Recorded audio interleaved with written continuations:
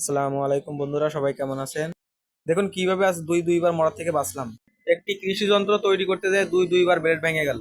যাই হোক, আল্লাহ বাঁচাইছে, তেমন একটা কিছু হয় না, অল্পের মধ্যেই গেছে আলহামদুলিল্লাহ। মূলত এই যন্ত্রটি তৈরি করতে আজকে দুইবার মরার হাত থেকে বাঁচলাম। তো আজ আমরা দেখবো কিভাবে এই যন্ত্রটি তৈরি করলাম।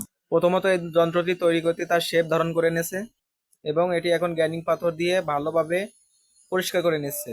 যেহেতু এই একটি যন্ত্রতে দুই রকম কাজ করা যাবে, তাই এর দুই পাশে দুই রকম শেপ দেওয়া হয়েছে। এখন গ্রাইন্ডিং মেশিন দিয়ে এটি ভালোভাবে পরিষ্কার করা হচ্ছে যাতে কোনো রং না থাকে। এখন একটি বড় মেশিন দিয়ে এটিকে ধারালো করা হচ্ছে, যে পাশটি মাটি খুঁড়া হবে। এই পাশটি ধারালো করতে অনেক সময় লেগেছে, যেহেতু ভিডিওটা ছোট করে বানিয়েছি তাই ওইগুলো কেটে ছোট করে নিছি। অবশেষে ধারালো করা শেষ হলো।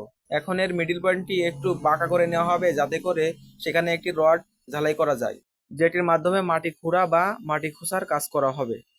অবশেষে বেঁকা করা কাজটি শেষ করা হলো। কাজটি প্রায় শেষের পথে।